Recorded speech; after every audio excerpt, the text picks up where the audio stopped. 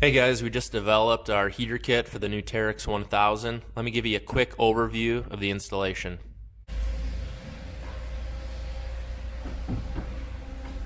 First thing is it's a really simple install. You don't have to tear apart a lot of the machine paneling. The only thing you got to take off is this center dash panel.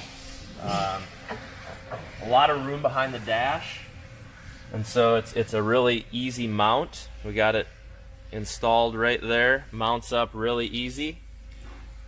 We splice into the radiator lines by removing this access panel right here. So this comes off and our heater hose just shoots straight down into these Y fittings.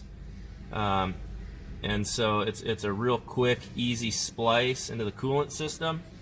We have two floor louvers and two defrost louvers. The defrost louvers fit really nicely right into these factory OEM spots.